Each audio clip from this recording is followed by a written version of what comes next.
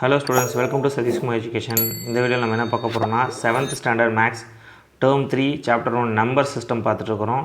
So இதுக்கு முன்னாடி example 1.20 வரைக்கும் அப்லோட் பண்ணியிருப்போம். அதுக்கான வீடியோஸ்லாம் ப்ளேலிஸ்ட்டில் இருக்கும், செக் பண்ணி பாருங்கள். ஸோ இப்போ வந்து நம்ம ரெண்டு சம் பார்க்க போகிறோம். Example 1.21 example 1.22. ஸோ எக்ஸாம்பிள் 1.21 பார்த்தோம்னா find the value of the following. ஒரு 6 மல்டிப்ளிகேஷன் கொடுத்துருப்பாங்க டெசிமலில். ரொம்ப ஈஸியானது. மல்டிப்ளை பை 10 100,000 தான். ஸோ உங்களுக்கு டெசிமல் மல்டிப்ளிகேஷன் எப்படின்னு சொல்லி ப்ரீவியஸ் வீடியோஸ்லேயே நான் சொல்லியிருப்பேன். இப்போ 3.26 இன்ட்டு 10 100 1000 இந்த மாதிரி இருக்குது அப்படின்னா மல்டிப்ளை பண்ணும்போது இது என்ன ஆகும், இந்த டெசிமல் பாயிண்ட்டு ஒரு டிஜிட் ரைட் சைடு மூவ் ஆகி வரும். ஸோ இது எப்படி வரும் அப்படின்னு பாருங்கள். 3.26 இன்ட்டு 10ன்னு போடுறத நம்ம எப்படி எழுதுவோம், 32.6 அவ்வளோதான். ஒரு டிஜிட் ஒரு 10 இருந்தால் ஒரு டிஜிட் ரைட் சைடு மூவ் ஆகும், 100 இருந்தால் 2 டிஜிட்டு, 1000 இருந்தால் 3 டிஜிட்டு. எதுவும் இல்லைன்னா 0 போட்டுட்டு போய் நம்ம எக்ஸ்டெண்ட் பண்ணிக்கலாம்.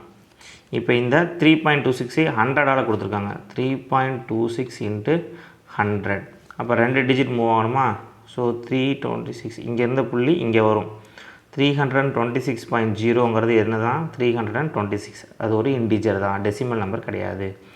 அடுத்து 3.26 இன்ட்டு 1000. ஸோ இது எப்படி எழுதலாம் அப்படின்னா 3.2600ன்னு போட்டுக்கலாம்.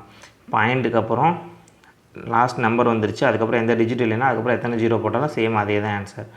இன்ட்டு 1000 3 டிஜிட் தள்ளி புள்ளி வைக்கணும். அப்போ 1 2 3 அப்போ என்ன வரும்,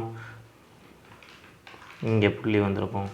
ஸோ 3260 அப்படின்னு வந்திருக்கும்.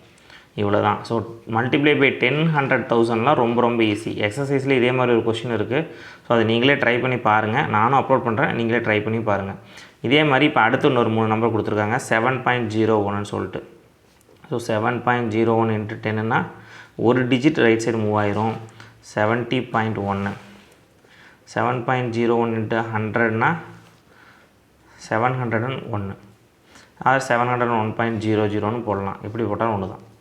இது பார்த்தோம்னா 7.01 இன்ட்டு 1000னா 3 டிஜிட் தள்ளி போகணும். ஆனால் இங்கே இருக்கிறதே 2 டிஜிட் தான். அப்போ எக்ஸ்ட்ராவாக நம்ம ஒரு 0 போட்டுக்கலாம். ஓகே, டெசிமல் பாயிண்ட் இங்கே வச்சுருக்கேன். ஸோ 7010. ஸோ ரொம்ப ஈஸி தான். மல்டிப்ளை பை 10 100,000னா ரொம்ப சிம்பிளாக சால்வ் பண்ணக்கூடியது. இதுதான் வந்து உங்களுக்கு எக்ஸாம்பிள் 1.21ல் இருக்குது. ஸோ அடுத்த சம் பாருங்கள். Example 1.22. A concessional entrance ticket for students to visit a zoo is at rupees 12.50. How much has to be paid for 20 tickets?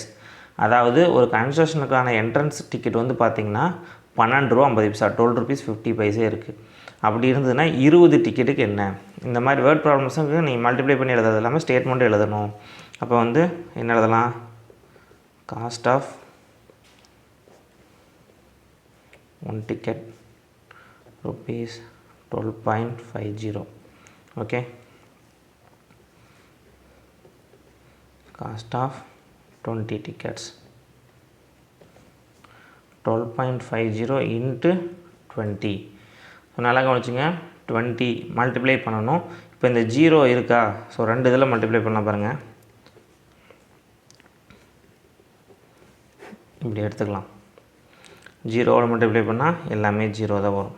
அடுத்து இது 1th பிளேஸ் முடிஞ்சிருச்சா, 10th place 2 into 0னா 0, 2 5 10க்கு 0, carry 1, 2 2 4, 4 + 1 5, 1 2 is 2.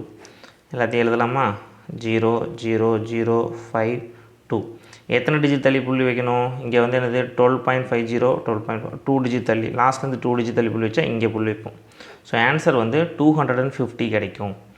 இல்லை இதோட இது போட வேணாம், இதுக்கு பதிலாக வேறு மாதிரி போட்டுக்கலாம் அப்படின்னா இந்த 0 விட்டுட்டு 125 இன்ட்டு 2ன்னு போடுங்க.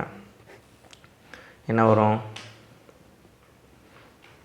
10 2 2 10க்கு 0 மீதி 1 2 4 4 + 1 5 1 2 is 2. இப்போ இந்த 0 பின்னாடி எழுதிக்கலாம். எழுதிட்டு 2 டிஜிட் தள்ளி பாயிண்ட் வைக்கணுமா, பாயிண்ட் இப்படி வச்சுக்கலாம். ஓகே, ஸோ இந்த மாதிரி நீங்கள் போட்டுக்கலாம். உங்களுக்கு எது ஈஸியாக இருக்கோ அதை ஃபாலோ பண்ணிக்கலாம். So the cost of 20 ticket is 250. So 2 question பார்த்தாச்சு. அடுத்த வீடியோவில் நம்ம எக்ஸசைஸில் இருக்கக்கூடிய சம்ஸ் எல்லாமே பார்க்கலாம். ஸோ தேங்க்ஸ் ஃபார் வாட்சிங். பை பாய்.